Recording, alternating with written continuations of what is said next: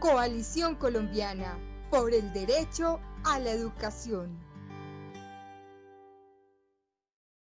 Yo soy Ángel Libardo Herreño Hernández, yo trabajo en una ONG de derechos humanos que se llama ILSA. Trabajo con una ONG de derechos humanos que ya tiene más de 40 años de trabajo en Colombia, en América Latina, que se llama ILSA, Instituto Latinoamericano para una Sociedad y Derechos Alternativos. La cuestión que tengo preparada para hoy es fundamentalmente hablar sobre algo que se llama rutas de exigibilidad de los DESCA y particularmente el derecho a la educación. Como este es un tema tan amplio, voy a centrarme fundamentalmente en el derecho a la educación y mostrando como las diferentes posibilidades de acción colectiva que tenemos a la mano para dar buenas peleas de promoción, de defensa y de reivindicación del derecho a la educación. La presentación de hoy exigiría a partir de la estructura de núcleos, de los DES que ya vamos a entender el tema de los núcleos. Y pues vamos a comenzar. Vamos a la segunda filmina, por favor. Entonces, la idea, chicos y chicas, es que reconozcamos los diferentes campos de batalla, por llamarlo de alguna manera, pero no lo pongamos en términos así tan bélicos, pero pongámoslo más en términos más sociales, de lucha social, en donde uno puede disputar y puede reivindicar a los derechos económicos, sociales y culturales. ¿Pasamos? Entonces vamos al paso 1. El paso 1 es ¿por qué pensarnos rutas o una ruta de exigibilidad? ¿Qué es una ruta de exigibilidad? Entonces el primer paso es preguntarnos por qué una ruta de exigibilidad y qué es una ruta. Pues ahí no vamos a profundizar mucho, pues sabemos que es una ruta, ¿cierto? Una ruta es un mapa, es un camino en donde sencillamente nosotros trazamos un objetivo político, ustedes lo tienen muy claro aquí en este espacio, un objetivo político, y pues a partir de ese objetivo político, pues lo que hacemos es organizar una serie de pasos planificados, ¿cierto? Sistemáticos, organizados, pues para tener una serie de acciones, ¿cierto? De acciones concretas para alcanzar ese objetivo, que en este caso es la reivindicación del derecho de jóvenes y adultos a la educación como derecho fundamental. Entonces, la ruta, pues, por supuesto que sirve para planear, planificar los sueños, los sentimientos y las acciones. Muy bien. Entonces el primer paso de esto significa, implica partir de ahí, partir de unos objetivos y concretar las acciones, planificar una ruta para la exigibilidad de ese derecho. Y yo veo que usted ya lo tiene muy claro, es más, lo que nos estaban comentando esta mañana, que se cayó la directiva 5 del ministerio, eso ya muestra que hay ya un nivel de planificación bastante importante. Sigamos.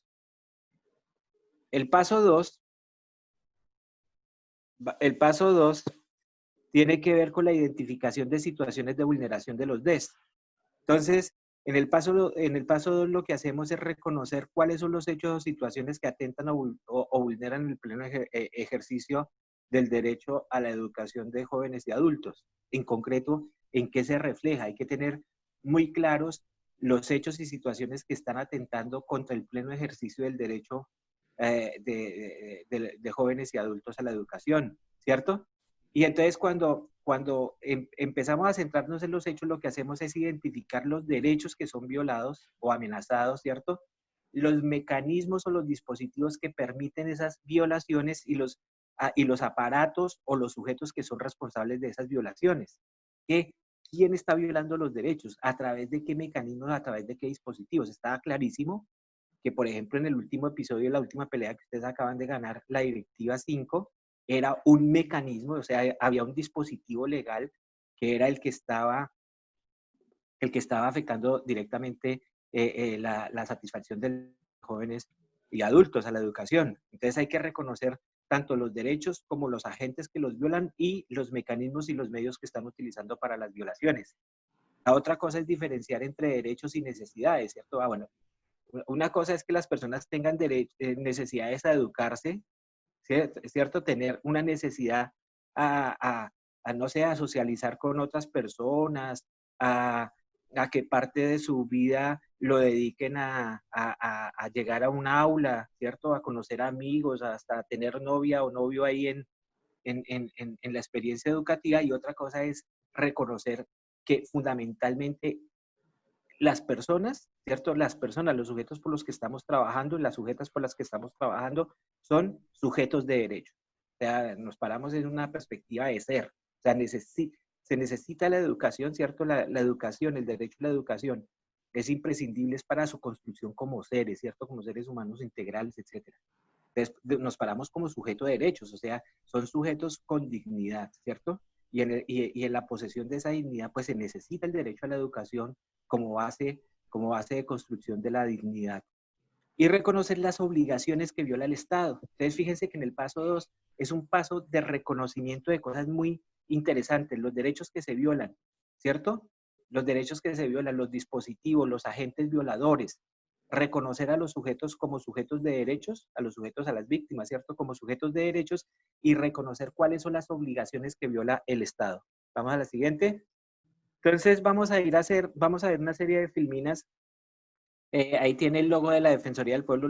Estas filminas las he tomado de unas presentaciones de un trabajo que he hecho con la Defensoría del Pueblo. Entonces tomé las filminas porque nos servían para hoy.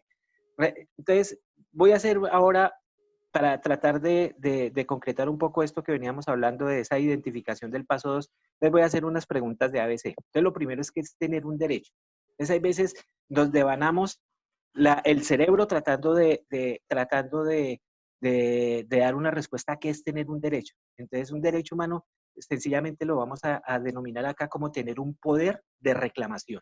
Eso es, tener un poder o una facultad de reclamar. Eso es un derecho humano, eso no le tenemos que dar más vueltas. Tener un derecho, si yo no puedo reclamar algo, yo no tengo un derecho, yo estoy en una necesidad. Pero si yo lo puedo reclamar, yo estoy en la posesión de un derecho. Entonces, tener un derecho es tener una herramienta o un instrumento para reclamar, ¿qué? Mi dignidad, mi dignidad. No voy a decir mayor cosa ahí, más frente a eso, pero es que nos quedemos con la idea que tener un derecho significa tener un poder de reclamación o de exigibilidad. ¿Y quién tiene ese poder, de exigibilidad? Pues lo tiene alguien que se llama sujeto activo. ¿Y ese sujeto activo quién es? Todo ser humano, independientemente de su condición, raza, posición social, credo, ideología, género, ¿cierto? Edad. Entonces, todo sujeto activo, todo ser humano es sujeto activo de los derechos. Y hay un sujeto pasivo. El sujeto pasivo es quien tiene que cumplir los derechos. El sujeto pasivo es quien tiene el deber de hacer efectivos los derechos. Entonces, el sujeto activo, frente al sujeto pasivo, lo que hace es actuar, reclamarle. Por eso el sujeto activo tiene ese poder, tiene un derecho humano, porque tiene el poder de exigibilidad. Y el sujeto pasivo en derechos humanos siempre es el Estado. Aquí no nos podemos equivocar, no son las empresas, no son los particulares, es el Estado siempre el responsable de los derechos humanos en teoría clásica de los derechos humanos. Y entre ellos, entre sujeto activo y sujeto pasivo, hay unas obligaciones que los amarran, hay unas obligaciones. El Estado tiene que cumplir unas obligaciones. Entonces, realmente lo que nosotros reclamamos como sujetos activos de los derechos humanos es que se cumplan esas obligaciones que tiene el Estado, que ya las vamos a reconocer. Paso a la siguiente. Entonces, por tanto, concluyo, tener un derecho humano, tener un derecho humano es sencillamente tener un poder de reclamación o exigibilidad y lo hago para concretar la dignidad humana. Y ese es otro concepto que a veces nos enreda porque nos dice que la dignidad humana y empezamos a dar vueltas y pasamos por filósofos, etcétera, etcétera. No, la dignidad humana sencillamente está hecha del goce de todos los derechos humanos integrales. Yo no tengo una vida plena, yo no tengo una vida digna si yo no tengo el ejercicio, ¿cierto? Si yo no tengo reconocidos y no tengo el ejercicio de mis derechos civiles y políticos, o sea, los derechos individuales o de mis derechos de libertad, esos derechos que sencillamente concretan mi esfera de la libertad y mi libertad tiene que ver con mi libre personalidad, con mi expresión, con mi religiosidad y mi espiritualidad, con poder caminar por donde me venga en gana, ¿cierto? Dentro del país, ¿cierto? Con mi vida, con la vida, convivir. etcétera, etcétera, con mis libertades políticas, esos son los derechos de libertad, los derechos civiles y políticos. Pero por el otro lado es como una moneda de dos caras, yo tengo los derechos de igualdad. Y los derechos de igualdad son los derechos económicos, sociales o culturales o derechos de bienestar. Entonces yo necesito la libertad y necesito la igualdad para ser una persona, digamos, con dignidad plena. A mí un Estado no me puede decir, le voy a reconocer los derechos civiles y políticos y voy a dejar que se muera de hambre o que no tenga trabajo, que no tenga instrucción, que no tenga educación. Eso no está bien, ¿cierto? Y eso pasó mucho en la historia de los derechos humanos, especialmente en el periodo de la Guerra Fría. Unos países decían que los únicos y verdaderos derechos eran los derechos de libertad, mientras otros decían que los verdaderos y únicos derechos eran los derechos de igualdad, o sea, los DESC. Entonces, no, la dignidad es como una moneda que tiene dos caras. Por un lado la libertad y por otro lado los derechos de igualdad o de bienestar, o sea, los DESC. ¿Sigo? ¿Y dónde están esos derechos?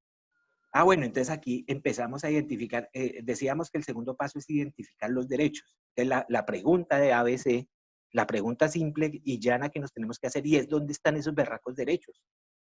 ¿Sí? El profe está diciendo que tenemos derechos civiles y políticos y que tenemos derechos económicos, sociales y culturales. ¿Dónde están?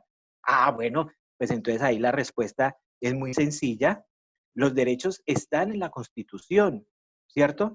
Entonces, desde el artículo 11, donde está declarado el derecho a la vida, ¿cierto? Y la prohibición de la pena de muerte en Colombia y de la servidumbre y todo esto, desde el artículo 11 hasta el artículo 86, ¿cierto? 88 de la Constitución Política de Colombia, ahí vamos a encontrar todos los derechos.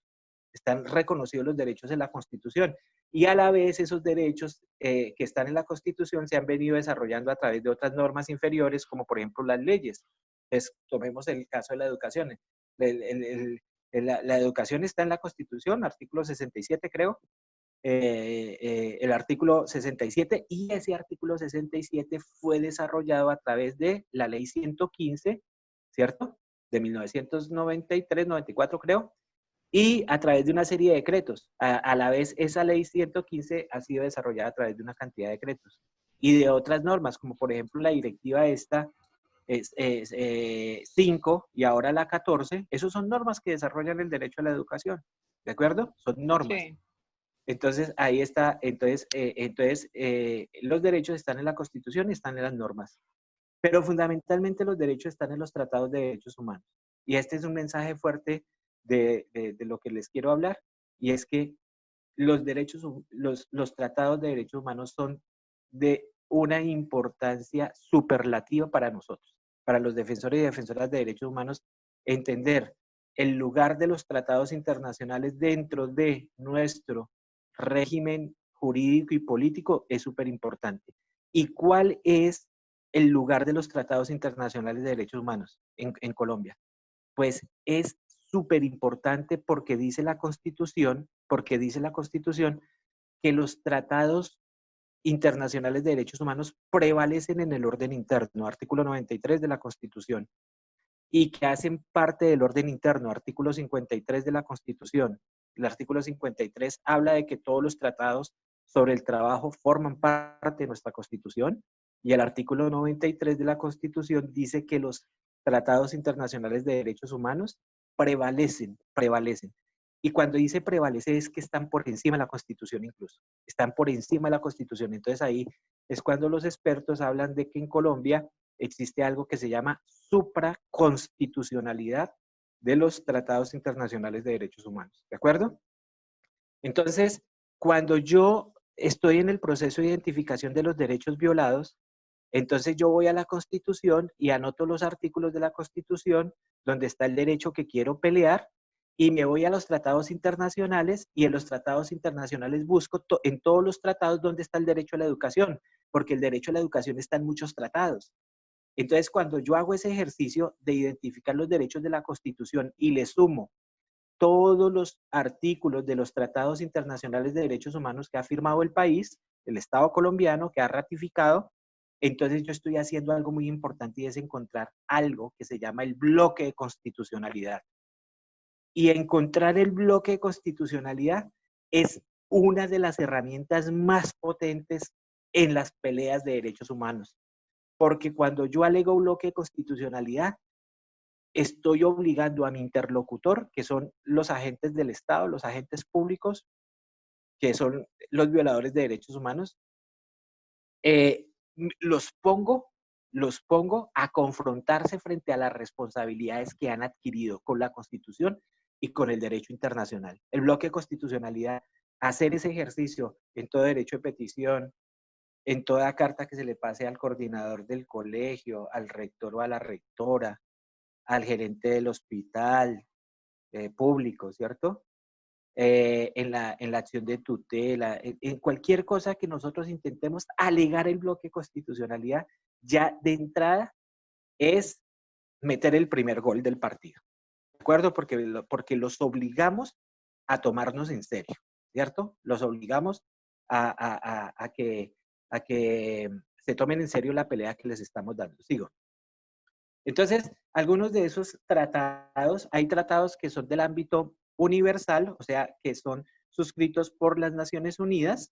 Con Naciones Unidas ahí hay 9 grandes tratados, entre ellos está la Declaración de los Derechos del Niño, bueno, está la Declaración Universal de Derechos Humanos, está el Pacto Internacional de Derechos Económicos, Sociales y Culturales, lo que se llama el PIDES, está la CEDAW o la Convención para la Eliminación de todas las formas de discriminación contra la mujer, está la Convención de los Derechos del Niño, está la Convención Internacional sobre Eliminación de todas las formas de discriminación racial. Bueno, y hay otros que son del ámbito interamericano, o sea, de la OEA. Hay otros tratados que se han celebrado entre los 32 estados de la OEA, ¿de acuerdo? Y ahí, eso es lo que se llama el sistema interamericano. Entonces ahí tengo otros instrumentos. Entonces está la Convención Americana de Derechos Humanos, ¿cierto? Está el Protocolo de San Salvador sobre los DES. Bueno, y hay muchas. Está la Convención Interamericana sobre Pueblos Afrodescendientes, la Convención Interamericana para la Prevención, la Investigación y la Sanción de las Violencias contra la Mujer, eso se llama la Convención de Belén do Pará, y hay muchas más. Está la discapacidad, está la de mayores adultos, está la de afrodescendientes, está la Convención Interamericana de Pueblos Indígenas, etcétera. Entonces hay varios tratados. Entonces yo tengo que alegarlos todos. Yo tengo que traer los tratados de la ONU y traer los tratados de la OEA para encontrar el bloque de constitucionalidad. Muy bien.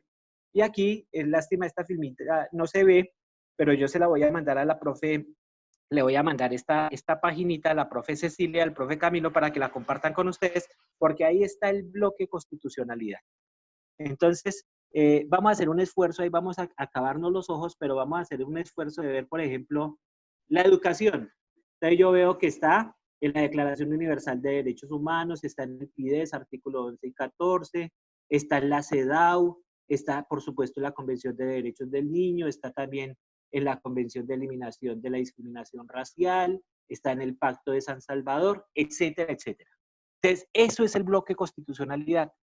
Ese cuadrito que ustedes ven en educación, con los artículos de los tratados internacionales más el artículo 67, ahí está el bloque de constitucionalidad.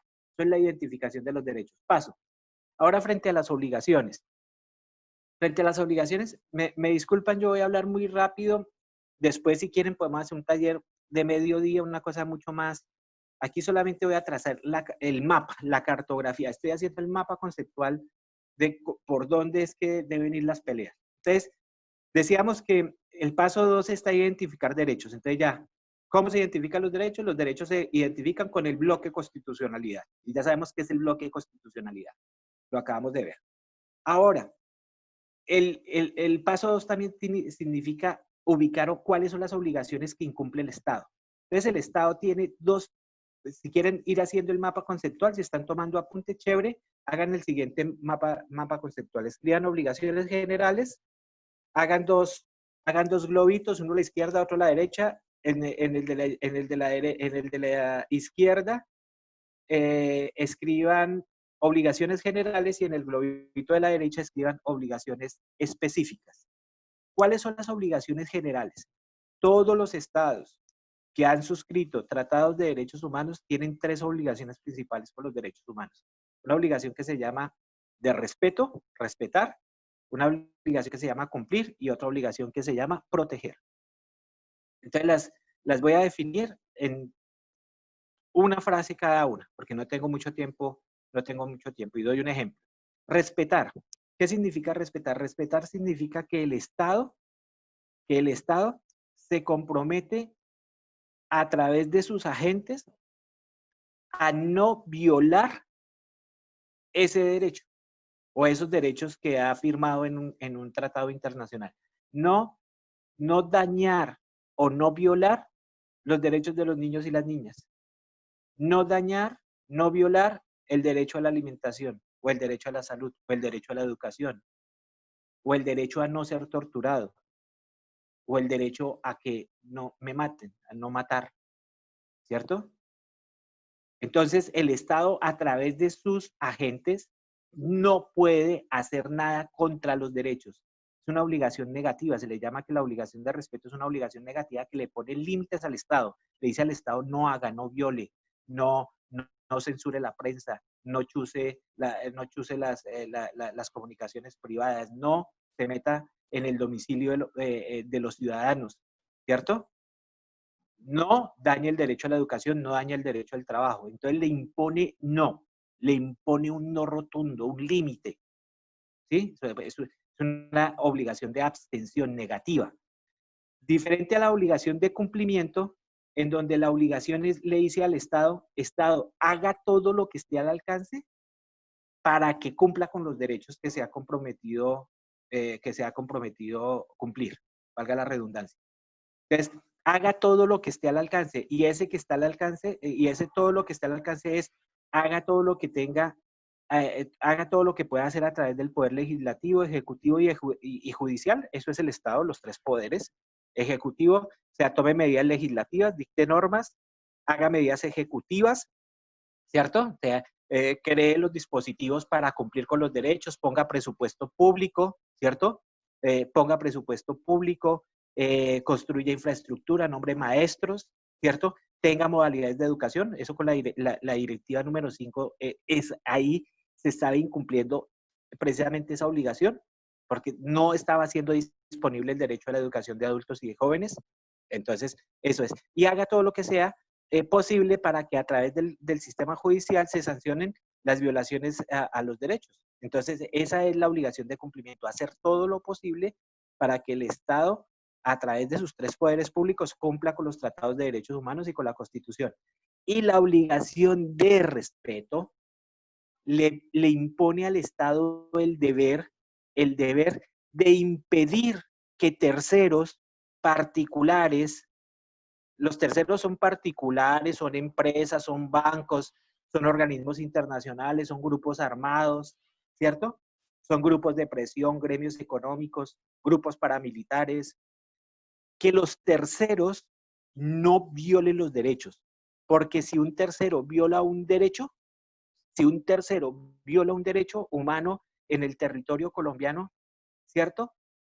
Ese tercero es responsable, por supuesto, de esas violaciones y si la justicia actúa bien, bien y la cosa es muy grave, se va para la cárcel, ojalá. Eso no pasa mucho en Colombia, pero ese es, digamos, la teoría. Entonces, pero el principal responsable por permitir que en el territorio colombiano un tercero viole un derecho humano es el Estado colombiano. Entonces, por ejemplo, si la multinacional Coca-Cola le entregó armas a los grupos paramilitares en el Urabá y mató sindicalistas en el Urabá, pues Coca-Cola es un tercero, es una empresa multinacional, ¿cierto? Una empresa multinacional que hay que juzgarla, hay que clavarle el derecho penal y el derecho civil y el derecho administrativo que se pueda, pero el principal responsable, perdónenme, de esa violación por permitir que Coca-Cola financiara grupos paramilitares y mataron sindicalistas en el Urabá antioqueño, es el Estado colombiano, porque está cumpliendo una obligación que se llama la obligación de protección. En resumen, hay unas obligaciones generales, 3 obligaciones generales: respeto, negativa; cumplimiento, que es positiva, le dice al Estado haga todo lo que esté al alcance para cumplir con los tratados de derechos humanos y con la Constitución; Y la de proteger, que le dice al Estado, se le prohíbe, usted tiene que garantizar, tiene que impedir que terceros violen los derechos humanos en su jurisdicción, o sea, en su territorio. Muy bien. Y en el otro globito, en el globito de la derecha, deberíamos escribir obligaciones especiales o particulares. Hay obligaciones generales y hay obligaciones particulares. Las obligaciones particulares las voy a mencionar y voy a decir dos cositas de cada una porque no tengo tiempo. Entonces, una obligación se llama la obligación de no discriminación. Entonces, todo lo que haga el Estado y las políticas públicas que haga el Estado deben garantizarle los derechos a todos los ciudadanos y ciudadanas sin ninguna discriminación. Está claro que esa resolución 5 que expidió la ministra de Educación, que decía que no se podía seguir haciendo educación de jóvenes y adultos en Colombia este año, esa violación viola la obligación específica de no discriminación.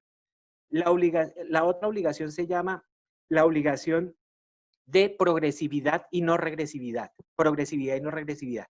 Y dice, esa obligación dice que una vez que se ha alcanzado cierta protección de un derecho, el Estado no puede devolverse, el Estado no puede tomar medidas regresivas. Con un ejemplo se entiende más. Nosotros vamos en gratuidad en el grado 11. Llegamos al grado 11 con el gobierno de Santos se consiguió la gratuidad hasta el grado 11. Entonces, hoy por día no podría el gobierno de Duque decir, no, vamos a regresar la gratuidad a grado 9, porque no hay plata, porque la pandemia nos jodió, porque el Estado ha tenido que gastar mucha plata en los pobres, etcétera, etcétera. Pueden sacar la disculpa que quieran, pero Duque no podría devolver la gratuidad a 9º grado. ¿Por qué? Porque está incumpliendo una obligación internacional que se llama la obligación de gratuidad, la obligación de progresividad y no regresividad. Entonces, en el programa de adultos y jóvenes, el Estado ya tenía unas normas en donde hay una política pública para jóvenes y adultos, en donde le ha puesto un presupuesto que puede ser insuficiente, todo lo que ustedes quieran, todas las críticas que ustedes quieren, pero ahí vamos. Y entonces en la directiva 5 llega y dice que no, que en el segundo semestre de este año ningún ente territorial puede financiar la educación de jóvenes y adultos. Pues grave, gravísimo, porque lo que está haciendo la directiva de la ministra de Educación con esa directiva es violando no solamente la obligación de no discriminación, de igualdad y no discriminación, sino la obligación de progresividad y no regresividad. ¿Sí se dieron cuenta por qué se tuvieron que echar para atrás? Están incumpliendo obligaciones internacionales que tiene el Estado colombiano. Las otras tienen que ver, por ejemplo, con presupuesto. Esa era otra obligación que se violaba con la 05. Y era la otra obligación se llama disponer del máximo de los recursos para los derechos. Disponer del máximo de los recursos para los derechos. El máximo de los recursos. ¿Qué significa el máximo de los recursos? Colocar un presupuesto suficiente. No con cualquier peso se satisfacen los derechos. El Estado tiene que hacer el mayor esfuerzo presupuestal posible para cumplir con los derechos. ¿De acuerdo? Y está claro que con la directiva 05, cuando se dice que se le va a quitar la financiación al programa de jóvenes y adultos, pues se viola esa obligación. El Estado ahí no está haciendo el máximo esfuerzo posible con el presupuesto para la educación de jóvenes y adultos. Entonces ahí se estaba violando esa obligación internacional de destinar el máximo de los recursos disponibles. Y otras son que el Estado tiene que producir información sobre los derechos suficientes, agregada, que el Estado tiene que tiene que investigar las violaciones de derechos humanos, juzgar a los responsables, condenarlos. Esa es la otra obligación, ¿cierto? Perseguir a los violadores de derechos humanos, juzgarlos, mandarlos para la cárcel, donde toque, ¿cierto? Cosa que tampoco pasa mucho en Colombia, con una impunidad de más del 97% de los casos de violaciones de derechos humanos. Y la última es reparar a las víctimas. Reparar a las víctimas. Entonces, esas son las obligaciones. Entonces, resumo. Hay dos tipos de obligaciones que tiene el Estado colombiano, unas obligaciones generales, muy importantes las tres, que son las de respeto, las de cumplimiento y las de protección, y las obligaciones específicas que tienen que ver con el principio de igualdad y no discriminación, con la progresividad y no regresividad, con el máximo de recursos disponibles, con la producción de datos, con la investigación y sanción de las violaciones y con la reparación de las víctimas, entre otras. Muy bien, seguimos, pasamos. Muy bien, vamos al paso 3. Entonces ya sabemos qué es el paso 2. El paso 2 es identificar derechos, alegar bloque de constitucionalidad y reconocer en cada situación de violación de derechos humanos cuáles son las obligaciones que están cumpliendo los violadores, el Estado. El Estado en todo caso es el violador. Puede ser que un tercero sea el que haya cometido los crímenes, pero es el Estado el violador porque está incumpliendo algunas de las obligaciones que les acabé de comentar. Entonces vamos con el tercer paso, llegamos a la mitad de la ruta, llegamos a la mitad de la obra de teatro. Hay que identificar los contenidos de los DES. Entonces, no basta con que digamos así, a mí me están violando estos derechos, me están violando el derecho a la educación. No, no, esa ya es una muy mala entrada para defensores y defensoras de derechos humanos. Nosotros no podemos darnos esas licencias de irnos con generalidades.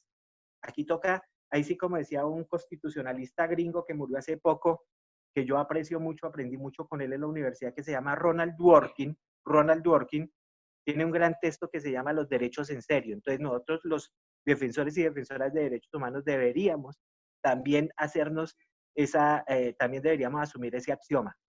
Los derechos en serio, los derechos en serio. Entonces no es serio que uno alegue, sí, me están violando el derecho a la educación. Si yo llego ante un juez o llego ante una autoridad administrativa diciendo, me están violando el derecho a la educación, estoy diciendo todo y no estoy diciendo nada. No, yo tengo que precisar en concreto, qué es lo que me están violando el derecho a la educación.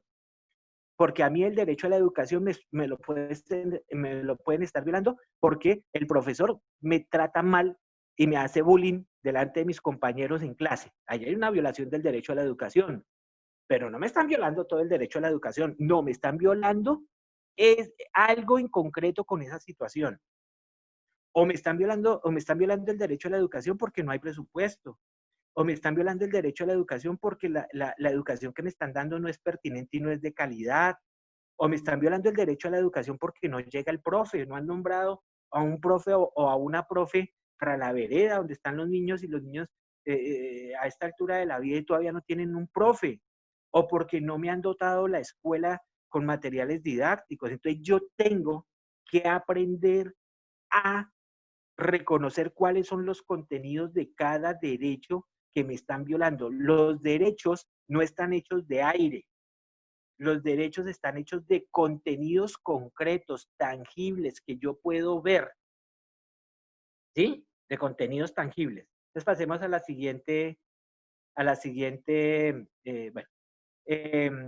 bueno, esta filmina deberíamos haberla presentado mucho más atrás, pero fíjense que la pirámide de Kelsen es cómo está formado el sistema político y jurídico en Colombia.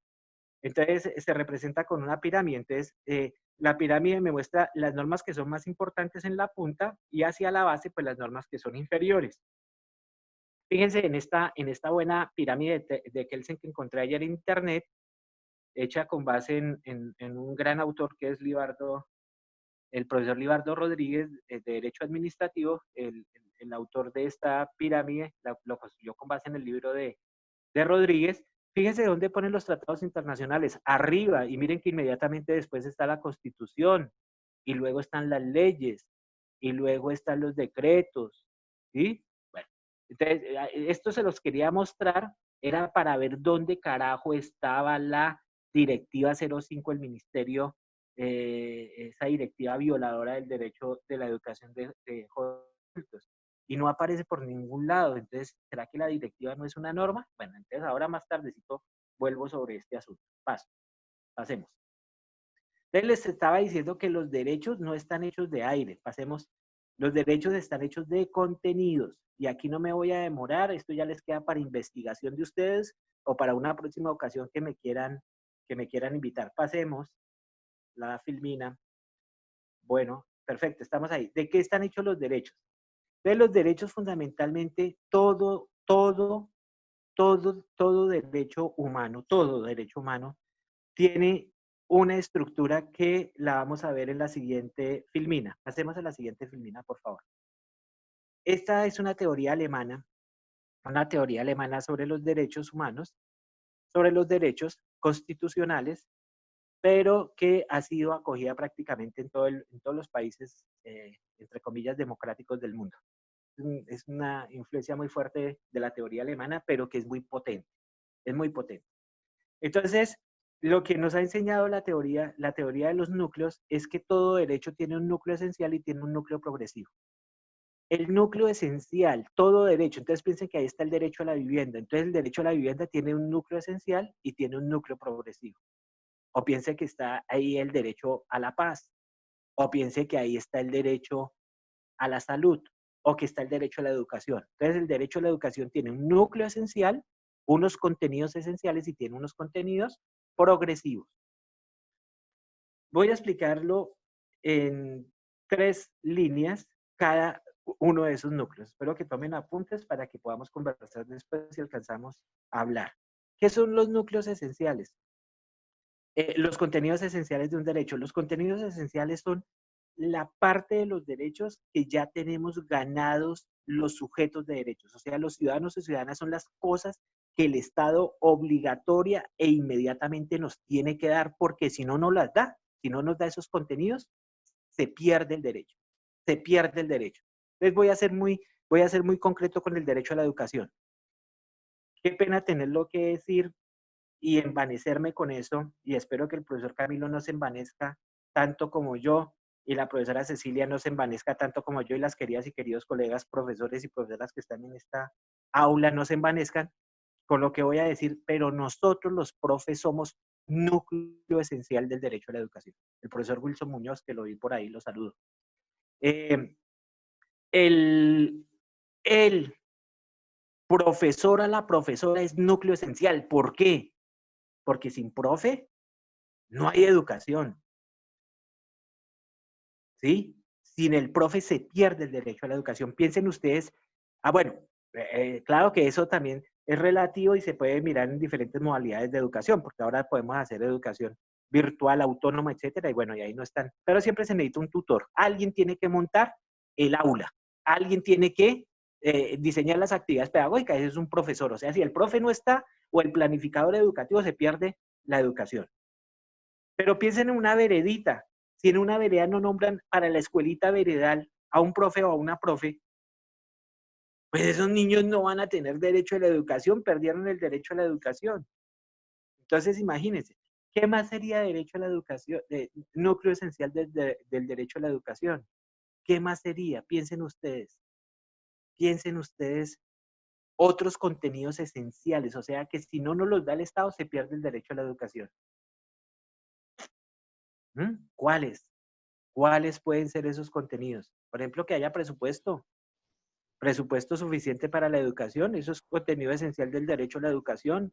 Si no hay presupuesto suficiente para mantener las instalaciones de la escuela, para pagar los administrativos, ¿sí? O a los profes, se pierde el derecho. Por supuesto, el presupuesto es un núcleo esencial, bueno, etcétera. Pero también podríamos hablar de el derecho a la alimentación escolar. Si los niños y las niñas no tienen alimentación escolar, hoy la alimentación escolar es un derecho. El transporte escolar, eso es un contenido esencial del derecho a la educación, por supuesto. Si los niños no tienen los medios para llegar desde su casa, que les queda locamente lejos a la escuela, pues se pierde el derecho a la educación, sencillo, se pierde. Entonces, esos son contenidos esenciales hoy del derecho a la educación. Y esos contenidos esenciales son lo que ya está ganado en cada derecho, no se discute con nadie, esos contenidos no están en la negociación democrática, Cuando yo digo que no están en la negociación democrática, estoy diciendo que no se negocia ni con el alcalde, ni con el consejo, ni con el consejo municipal, ni con el rector del colegio, ni con el politiquero de turno, ni con nadie, ni con el Congreso, ni con Duque, ni con la ministra. Eso es lo que ya está ganado en los derechos y sencillamente el Estado está en la obligación de no lo da o no lo da. Y si no nos lo llega a dar, está produciendo una violación súper fundamental de derechos humanos, súper fundamental, está violando derechos que son a la vez, cada contenido de eso se convierte en un derecho fundamental. O sea, el derecho a la educación, a la alimentación escolar o el derecho al transporte escolar es derecho de los niños y las niñas y los jóvenes. Es derecho fundamental dentro del derecho a la educación. Entonces, ¿y cómo se defienden los derechos fundamentales en Colombia? A través de unos recursos constitucionales que están al alcance de cualquier ciudadano lo puede utilizar, y el más importante de ellos se llama la acción ¿de qué? Cumplimiento. ¿De qué? De cumplimiento. No. Tutela. No, de tutela. Ya. La acción de tutela, artículo 86 de la Constitución dice que la acción de tutela es para los derechos fundamentales. Entonces necesitamos reconocer cuáles son los derechos fundamentales dentro de cada derecho. Entonces, por eso, todos los contenidos de núcleo esencial me llevan a una ruta de exigibilidad que se llama la justiciabilidad. Si se fijan la flecha que va saliendo del núcleo esencial, Sí. sobre esos contenidos de núcleo esencial, entonces lo más fácil para defender los contenidos que están en ese núcleo es la justiciabilidad. Ahí no tenemos que desgastarnos, es hacer una buena acción de tutela, o hacer una buena acción de cumplimiento, o hacer un buen derecho de petición, o hacer una buena acción popular, ¿cierto? Hay una serie de recursos constitucionales que nosotros podemos operar, no necesitamos abogados, eso no es problemas de abogados o abogadas, nadie. Lo que necesitamos son ciudadanos y ciudadanas bien enterados que sepan. Entonces, ahí sencillamente operamos una buena acción de tutela porque a estos niños no les han nombrado un profesor. Entonces, un ciudadano o una ciudadana medianamente enterado dice, hijo de pucha, qué vaina, le están violando un contenido esencial del derecho a la educación a estos niños y a estas niñas de esta vereda, una acción de tutela. Entonces, en la acción de tutela yo le digo, señor juez, están violando un contenido, fíjense que ya no estoy diciendo, se viola el derecho a la educación, en términos generales, eso no vale. Estoy diciendo, se está violando el derecho a la educación por violación de un contenido esencial de estos niños y estas niñas, que es el nombramiento de un profesor público para la escuela tal, de la vereda tal. Entonces, entutelamos el derecho fundamental de estos niños a tener un profesor. Listo. Y traemos el bloque de constitucionalidad. Entonces, mire, le decimos al juez, gravísimo que el alcalde y el gobernador y el gobierno nacional no haya nombrado a este profe, y mire todo lo que están violando. Están violando todos estos artículos de la Convención de los Derechos del Niño, están violando el artículo 67 de la Constitución, están violando esta ley, está violando estos tratados. Además, esos niños son campesinos o son negros o son indígenas. Entonces traemos el tratado de eliminación de todas las formas de discriminación racial, etcétera, etcétera. Y si son niñas, pues traemos la CEDAW también, o sea, la Convención de Eliminación de todas las formas de discriminación contra la mujer, y nos ganamos esa tutela. Eso sí se los aseguro desde ya. Una tutela bien hecha, con bloque de constitucionalidad, con buenos alegatos, diciendo aquí se incumple esta obligación internacional del Estado, no la ganamos. Ahí no nos tenemos que desgastar mucho. Resumen, síntesis. Todo derecho tiene un núcleo esencial y un núcleo progresivo. Acabo de explicar el núcleo progresivo, y entonces en el el núcleo esencial, y en el núcleo esencial he dicho que ahí están los contenidos más fundamentales de todo derecho humano, que si se pierden, se pierde el derecho. Y por tanto, para pelear esos contenidos de núcleo esencial, basta que hagamos justiciabilidad. Y hacer justiciabilidad es acudir ante una autoridad administrativa o judicial a través de un recurso legal, de un recurso jurídico, como la acción de tutela, reclamar el derecho. Y seguramente no lo ganamos. Y entonces iba a empezar a explicar el núcleo progresivo. Entonces, todo derecho humano, del que se trate. ¿Sí? Ahí yo puedo colocar un derecho civil y político, como por ejemplo el debido proceso. El debido proceso tiene también un núcleo esencial y tiene un núcleo progresivo, o el derecho a la libertad, ¿sí? Pero aquí estoy haciendo énfasis en un DES, la educación. Entonces, la educación tiene también un núcleo progresivo. Y cuando hablamos de núcleo progresivo, ¿a qué me estoy refiriendo? Cuando estamos hablando de núcleo progresivo, me estoy refiriendo a aquellos contenidos que son de compleja realización para el Estado y por tanto son contenidos que no están ganados, siempre son contenidos que están en discusión, están metidos en la lucha social, están metidos en el debate público, están metidos en la negociación pública, porque son contenidos que no se realizan de manera inmediata, sino se van realizando con el tiempo. ¿Y por qué se realizan con el tiempo? Porque son contenidos complejos.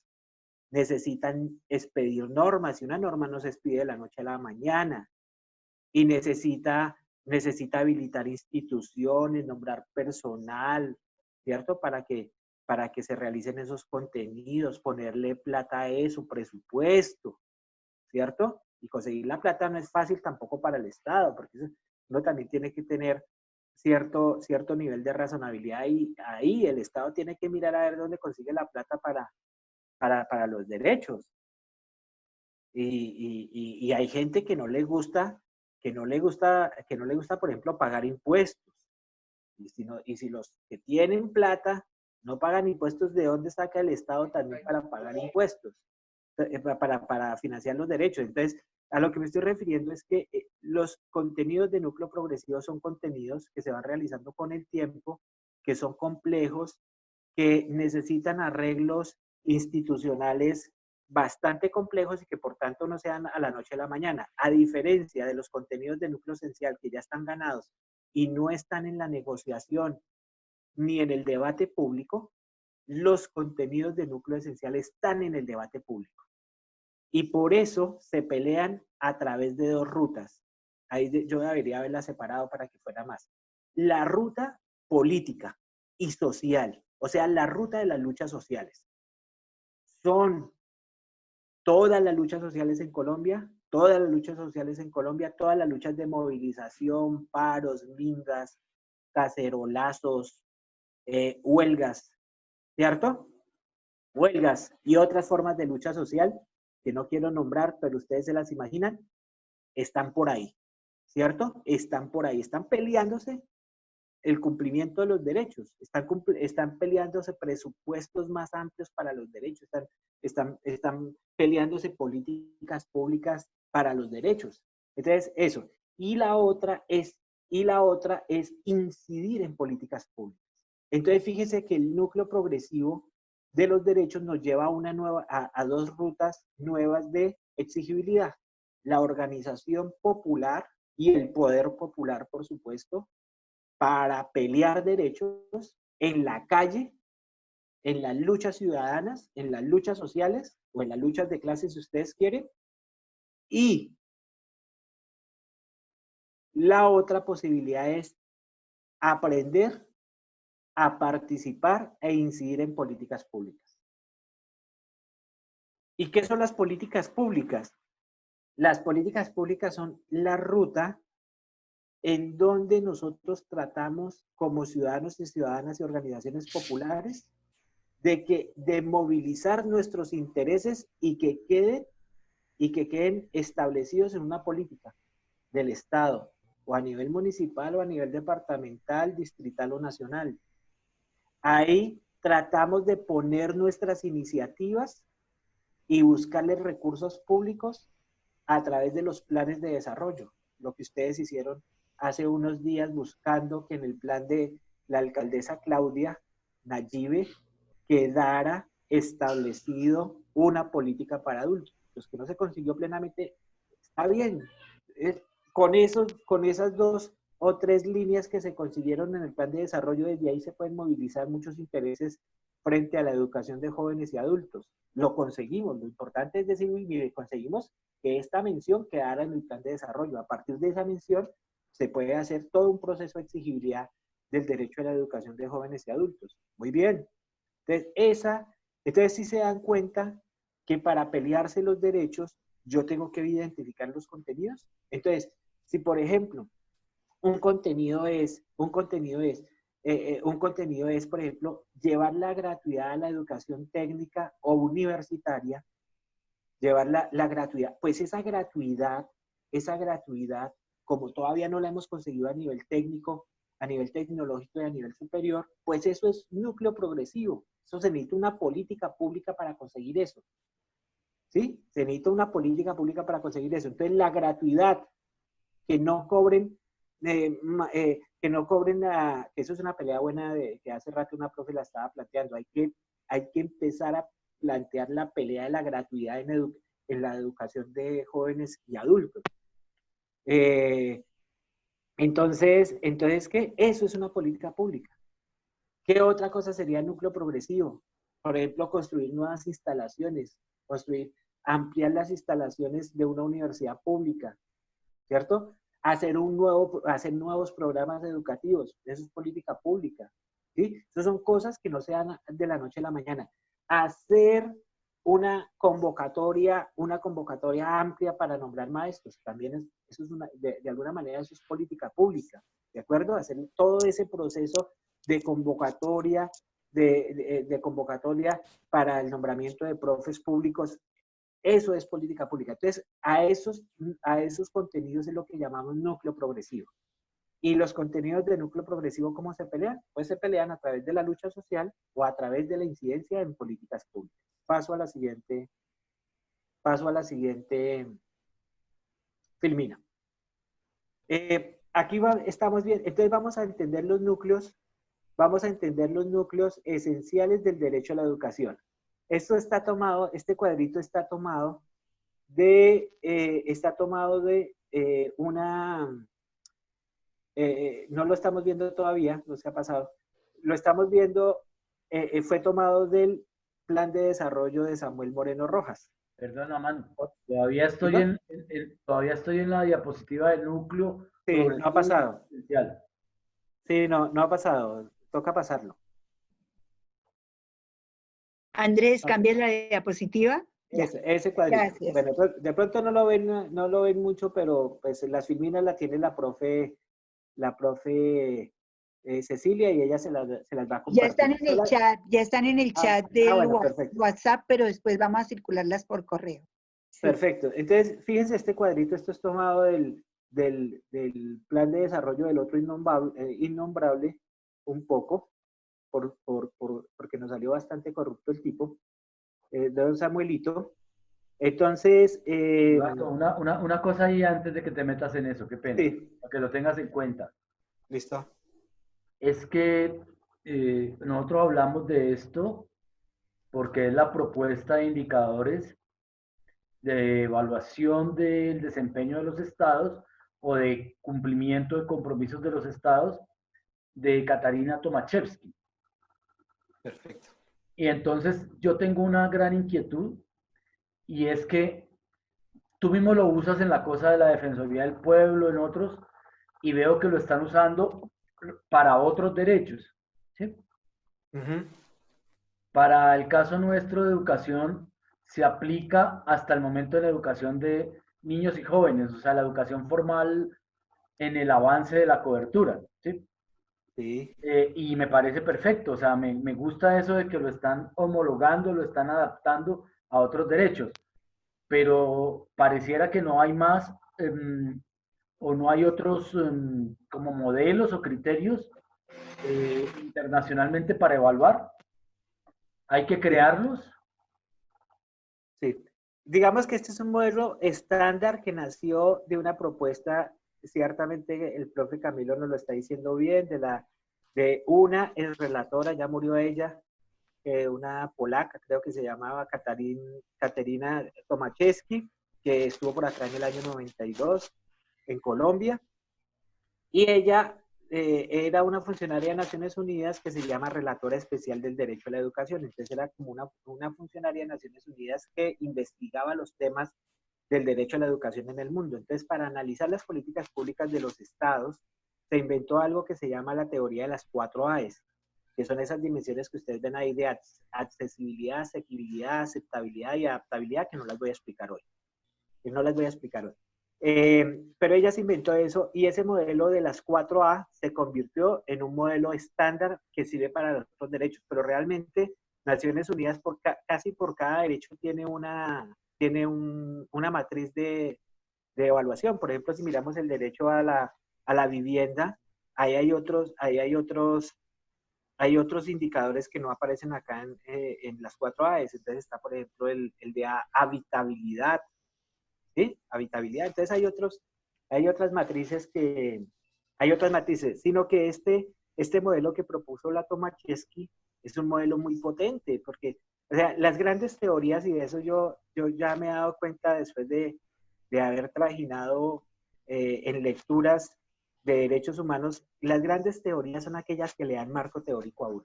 Y esta es una teoría que le da marco teórico, entonces a uno le dice qué es acceso, y entonces yo llego mentalmente, ¿cierto? Son como unos cubículos donde yo voy poniendo la información, la voy organizando. Esas son las grandes teorías son las que le dan marco de referencia a uno. Y esta es una teoría de marco de referencia a los derechos humanos, por eso se ha vuelto tan influyente. Bueno, yo quería solamente mirar un poquito el núcleo esencial y progresividad en las dos últimas columnas, donde dice indicadores. Entonces, miren lo que es esencial. Esencial es cobertura, gratuidad, asistencia por sexo y grupo de edad, disponibilidad de infraestructura y disponibilidad de educadores, programas de enseñanza diferenciados para grupos poblacionales de especial protección. ¿De qué estamos hablando? Grupos indígenas, ¿cierto? Grupos indígenas, población con discapacidad, niños con capacidades especiales, etcétera, etcétera. Pero un grupo de especial protección son los pobres también, la población pobre, los excluidos. Yo creo que ahí en esos programas de enseñanza diferenciados, ahí deberíamos ubicar también la educación para jóvenes y adultos. Seguro que ahí está. Puntajes en pruebas de conocimiento y saberes diferenciados para grupos vulnerables, o sea que hay una evaluación adecuada y pertinente a las condiciones de los grupos sociales, profesionalización de los docentes, tasa de deserción escolar, o sea, reducir al máximo el nivel de tasa de la deserción escolar, eso es un derecho fundamental, la igualdad de trato y libre desarrollo de la personalidad, el debido proceso en la imposición de sanciones. Todo eso es núcleo esencial del derecho a la educación. Y como progresividad, fíjense ustedes que como progresividad ahí está en relación a la mejor tasa del país, de igual nivel de desarrollo en relación a la mejor tasa a nivel mundial. Entonces es eso, es progresividad. Entonces ya ahí nos empiezan a comparar con estándares internacionales. Entonces, ¿cómo es el nivel de dotación, el nivel de conectividad de las escuelas, el nivel de matemáticas, Y progresividad tiene que ver con esos contenidos que les digo, son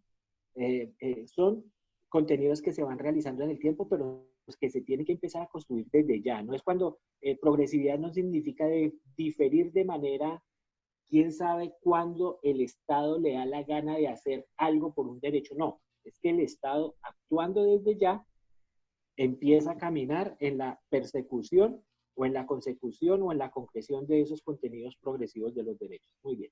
Pasemos a la siguiente, por favor. Vamos al paso cuarto y último. Paso cuarto y último. Entonces, es la priorización de la exigibilidad frente a los desvulnerados. Entonces, acuérdense que el paso 1 era, tracémonos unos objetivos políticos y hagamos una planeación. El paso 2, identifiquemos los derechos que se vulneran, las obligaciones del Estado, los contenidos de los derechos. El bloque constitucionalidad, ¿cierto? ¿Cierto? El paso 3, definamos la ruta. La ruta la definimos sobre los contenidos. Si son contenidos esenciales los que se están violando, pues la mejor ruta es la justiciabilidad. Ahí no tenemos que desgastarnos, sencillamente haciendo un buen derecho de petición o una acción de tutela donde aleguemos el bloque de constitucionalidad, identifiquemos la obligación que el Estado incumple, donde identificamos los contenidos específicos que están violando, entonces le decimos al juez, ampárenos eso, y listo, ya se ganó eso no tiene problema. Y frente a los contenidos progresivos, entonces está el tema, luchamos, nos organizamos, hacemos comunidad y peleamos, y la otra es participamos en políticas públicas, incidimos, hablamos con el alcalde, pasamos propuestas para el plan de desarrollo, exigimos presupuesto para esto, exigimos presupuesto participativo, lo que sea. Ahí estamos incidiendo en políticas públicas. Hablamos con tal senador, lo sensibilizamos, hablamos con tal senadora, ¿cierto? Hablamos con tal senador, con tal senadora, lo sensibilizamos para que pase un proyecto de ley, etcétera, etcétera. Muy bien. El cuarto, entonces ese era el tercer paso es definir la ruta. Esas rutas no son excluyentes, quiero ser absolutamente claro en eso, porque es que a veces la gente tiende a priorizar una ruta y a excluir las otras. No, cuando uno está en una pelea política y una pelea de derechos humanos, uno lo que le mete es malicia indígena a la vuelta. Y entonces uno puede combinar, en la medida en que el proceso social esté maduro y pues uno podrá hacer muchas cosas. Si el proceso no está tan fortalecido, no es tan fuerte, pues uno hará otras cosas. Pero uno puede combinar, uno puede colocar la acción de tutela y al mismo tiempo hacer un plantón allá frente a la alcaldía. Claro que sí, eso se puede. Muy bien. Paso 4. Priorización de la exigibilidad frente a los desvulnerados. Bueno, entonces, ¿qué hacemos en este paso cuarto y último?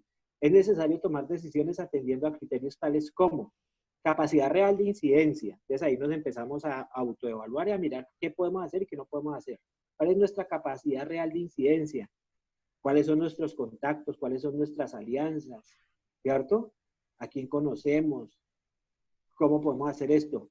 La urgencia de las acciones, por ejemplo, esa directiva número 5, era súper necesario, urgente que hiciéramos algo y ustedes el frente fue súper pertinente en haber elaborado ese comunicado público y haberlo metido en Change para generar un hecho político que ya alcanzó 900 firmas. Y seguramente por eso tuvieron que echar eso para atrás con la directiva 14 de esta mañana. Entonces ahí hay una buena valoración. Entonces había que hacer una cosa urgente. Primero que todo, tranquemos este animal. ¿Cómo así que no nos van a dar presupuesto? ¿Cómo así que van a interrumpir la educación de jóvenes y adultos en el segundo semestre de este año? ¿Cómo así? Eso se paró y bien. Participación y extensión de las acciones, ¿cierto? ¿Hasta dónde podemos llegar? ¿Cuál es el nivel de cobertura de nuestra fuerza política? ¿Podemos hacer un paro nacional con esto de jóvenes y adultos? Un paro nacional, pues si no lo hace la CRUC, pues mucho menos nosotros, pero sí podemos hacer un comunicado y pasarlo por años. Bueno, listo, está bien. Implica claridad política, autoevaluación y compromiso, por supuesto. Paso 5. Y definir las estrategias de exigibilidad social y política. Entonces, el éxito de los objetivos depende de las estrategias y acciones a implementar, evaluar capacidad de recursos, tiempo, objetivos, configurarnos como actores sociales y políticos, y el frente está creciendo en eso y ojalá logremos sumar mucho más gente a este espacio tan importante. La incidencia como herramienta para lograr cambios en políticas y programas públicos, políticas públicas a través de la persuasión o de la presión. Eso lo hicieron ustedes también con el plan de Claudia. Muy bien. Y bueno,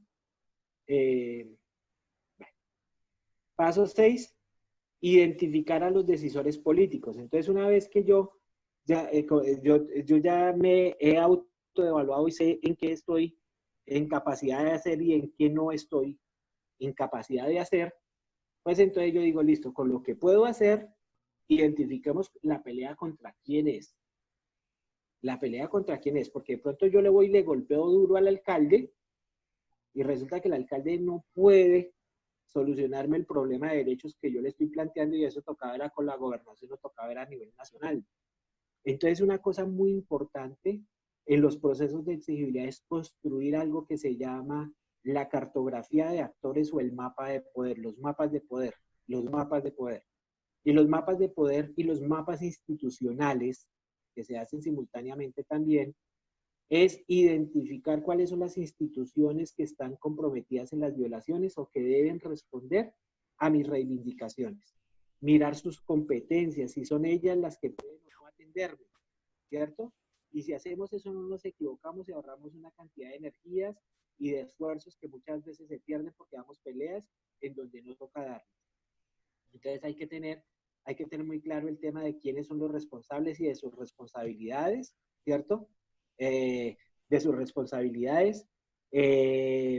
Hay que saber quiénes son los actores políticos, pero también los actores sociales. Cuando hacemos los mapas de poder, hacemos como una sábana y decimos cuáles son nuestros aliados, cuáles son nuestros Se te opositores. está escuchando muy bajito, Libardo. Cuando estamos haciendo los mapas de poder, estamos identificando actores, los que son aliados y los que son contradictores, y entre los contradictores puede haber unos con los que se puede hablar y otros que son muy peligrosos porque nos pueden ir quebrando.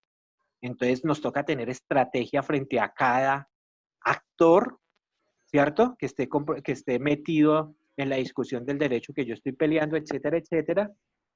El paso 7 es ese tema de los mapas de poder, lo que les estaba diciendo, conocer quiénes son los aliados, los opositores, los indecisos y tener una estrategia frente a cada actor, por supuesto. Y bueno, y terminamos con este cuadrito. Ya hablamos de los decisores políticos, entonces estoy en esa filmina, entonces ahí hay un pequeño resumen de cómo esquematizar